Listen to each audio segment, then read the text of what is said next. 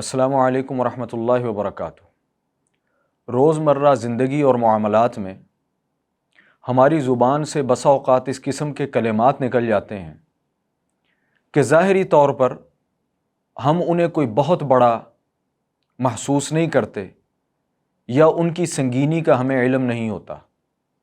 لیکن حقیقت میں وہ انتہائی زیادہ خطرناک ہوتے ہیں۔ ان میں سے ایک عام مسئلہ جو ہمارے معاشرے میں، ہماری بول چال میں، وہ لین دین کا مسئلہ ہو، وہ کسی کو اعتماد دلانے کا مسئلہ ہو، سم ٹائم ہم غیر اللہ کے نام کی قسم کھا جاتے ہیں۔ رسول اللہ صلی اللہ علیہ وسلم کی حدیث ہے، من حلف بغیر اللہ فقد اشرک او کفر، کہ جس انسان نے غیر اللہ کے نام کی قسم کھائی اس انسان نے شرک کیا یا حدیث کے الفاظ کفر کیا۔ یعنی غیر اللہ کے نام کی قسم کھانا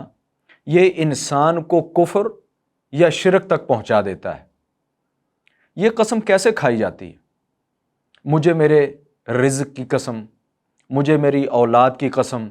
مجھے میرے بیٹے کی قسم، مجھے میری بیٹی کی قسم، مجھے اپنے فلاں رشتہ دار کے سر کی قسم۔ یہ عام جملے ہیں جو ہمارے معاشرے کے اندر پائے جاتے ہیں، اور سنگینی ہمارے علم میں آ چکی کہ غیر اللہ کے نام کی قسم کھانا یہ انسان کو کبھی شرک یا کفر تک پہنچا دیتا ہے۔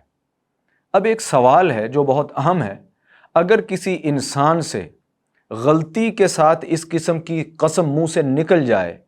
جو غیر اللہ سے متعلق ہو، انسان نے رزق کی قسم کھا لی، اولاد کی کھا لی یا کسی اور چیز کی کھا لی، وہ کیا کرے؟ رسول اللہ صلی اللہ علیہ وسلم کی حدیث ہے، رسول اللہ صلی اللہ علیہ وسلم نے ایک جگہ فرمایا کہ جو انسان غیر اللہ کے نام کی قسم کھا لے وہ فوراً جب اسے احساس ہو جائے فوراً لا الہ الا اللہ پڑھے۔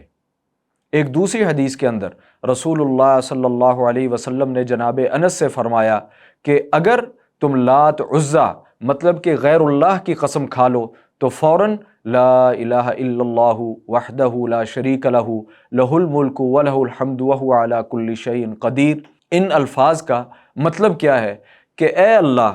کہ میں نے جو تیری ذات کے علاوہ کسی اور ذات کی اور چیز کی قسم کھا لی تھی وہ مجھ سے مسٹیک ہوئی، میرا ایمان کیا ہے اس چیز کا میں دوبارہ اظہار کر رہا ہوں، لا الہ الا اللہ یا پھر لا الہ الا اللہ وحدہ لا شریک لہ لہ الملک ولہ الحمد وہو علی کل شیء قدیر۔ اے اللہ تیرے علاوہ کوئی معبود نہیں، ساری تعریفات تیری ہیں اور اس کل کائنات میں مکمل اختیار اور بادشاہت تیری ہے اور تو ہر چیز پر قادر ہے۔